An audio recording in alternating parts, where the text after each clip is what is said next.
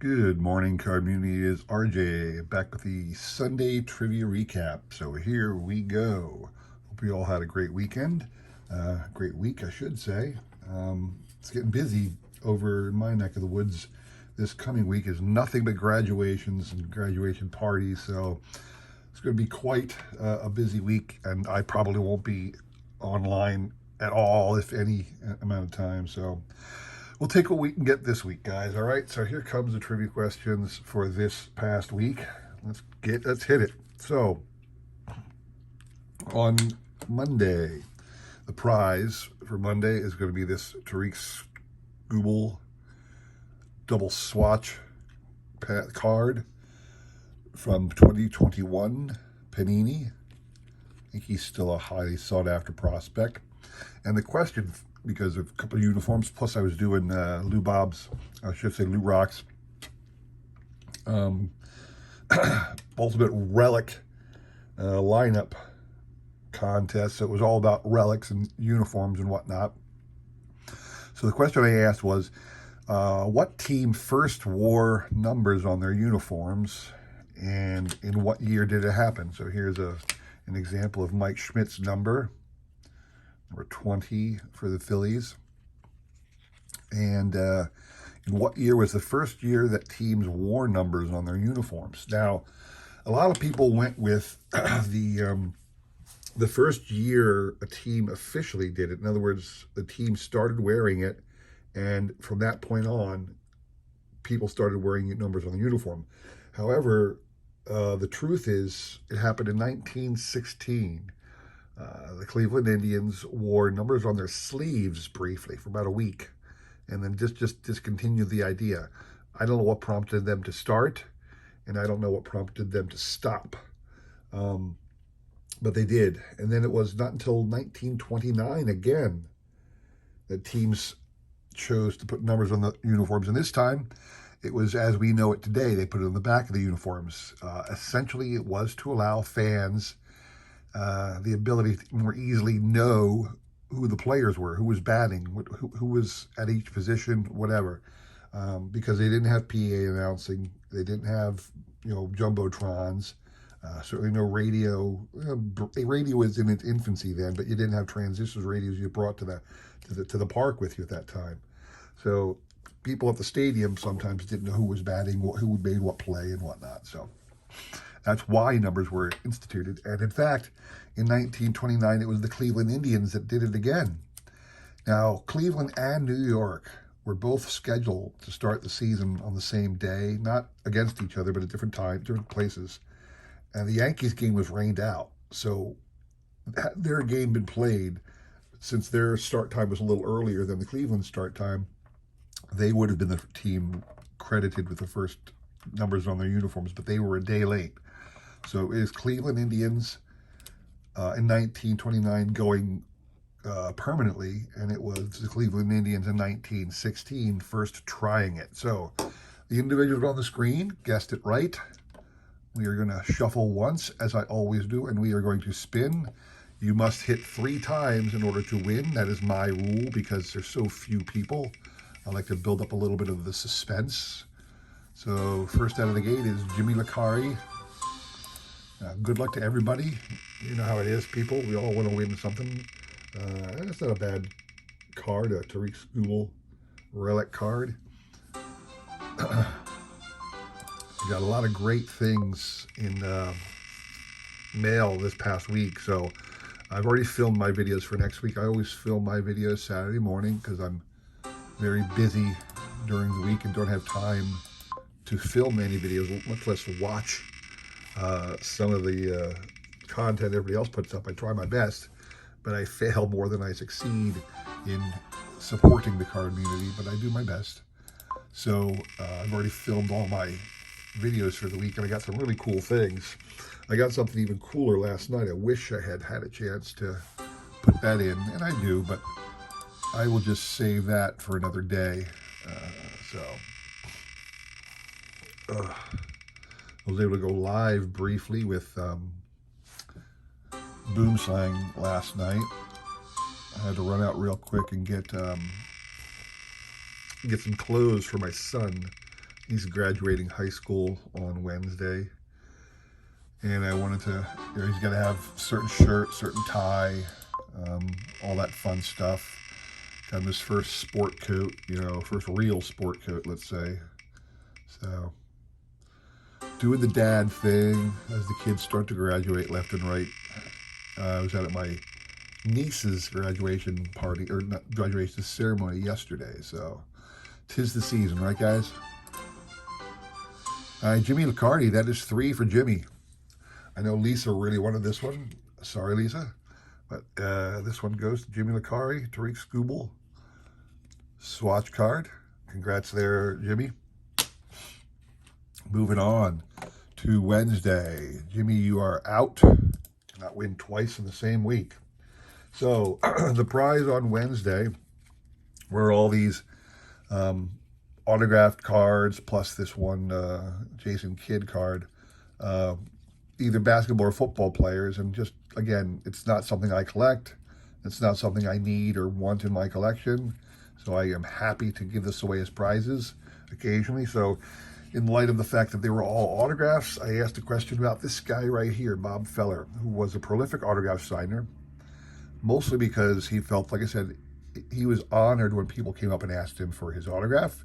He thought as a celebrity, the fans pay your salary, so to speak. So he always thought it was his duty and certainly his honor to sign for anybody who asked at any time. So I asked, how many wins did he have? And in what league or what branch of the service did he serve? Because he missed a couple of years to World War II. And we'll see that on the back right here. So in World War II, if you take a look at, zoom in on the years there, if you can see that from 1942 through 44, so 42, actually 45, if you look at 45, he only played in, 9 games in 45 before he enlisted. Before he returned, excuse me. He didn't return until late in 45. So for all of 42, 43, and 44, he was out. And for most of 45, he was out. Now, if you look at his win totals in those surrounding years, he had 24, 27, 25, 26, 20, 19 in the years before and after his military service. And he finished with 266 wins.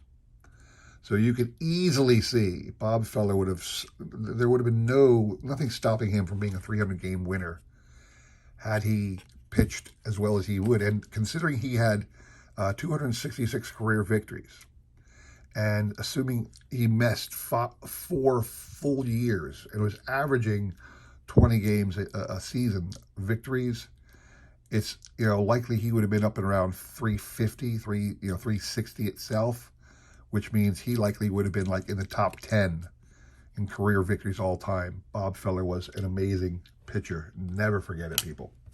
So these are your prizes. The individuals on the screen correctly got that he had served in the Navy and that he won 266 games. We shuffled once. Mr. Liccardi is out, and we spin.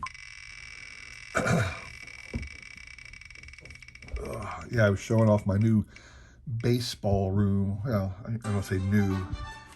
Like I said in some previous videos, we're moving my daughter down into the basement. It's her senior year in high school. So she is getting the whole finished basement area as her own little hangout for her and her friends when they come over. And I'm relegated to her old little room. I actually showed off my stuff on Boomslang's channel post yesterday, but I was mistaken when I said that's everything. There's still another bookshelf I got to move up from the basement yet, and I still have 3 or 4 bins of stuff in some of the storage spaces in the house that I haven't brought up here because there's just not going to be any room for everything I have in this house, in this room. Plus, the wife wants to make this into a spare bedroom as well, so I still got to fit a bed in here. Yeah, I pity the relatives and friends who want to stay the night here, and they have to be engulfed by my baseball treasures. Actually, I'm not upset. I think they should feel honored to be around all of my baseball stuff. Don't you think? don't you think? Is that Jeremy Michaels' 3? I think it is. All right. So that is Jeremy Michaels' 3rd hit. So Jeremy, you're going to be receiving all of these random autographed and basketball cards. So congrats on that, sir. Thanks for playing. Thanks for checking in once in a while. Appreciate it muchly. So moving on to Friday. All right, so Jimmy Licari and Jeremy Michaels, you are out. You can only win once in a week. So Friday's question dealt with this prize card here. The card is Luis Campusano, the 2021 Bowman green paralleled rookie card of that individual, numbered to 399. So that was the prize, and the name Luis Campusano, I wasn't sure if he was related to a former Philly I knew. Says he was the son of a former Pirates and Rangers farmhand. That doesn't mean much to me, because just because the guy was a farmhand doesn't mean he wasn't the same Campusano I'm aware of.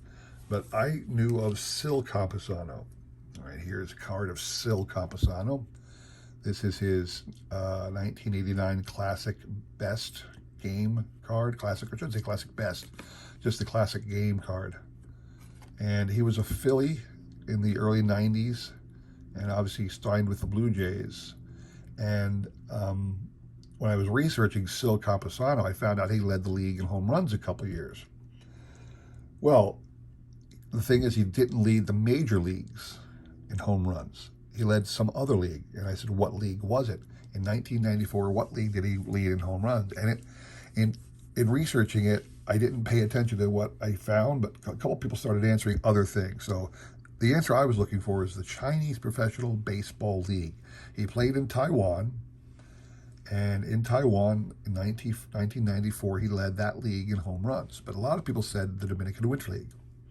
And as I looked up the stats for the Dominican Winter League, truth is, in 1993, 1994, Sil Campusano had an incredible year.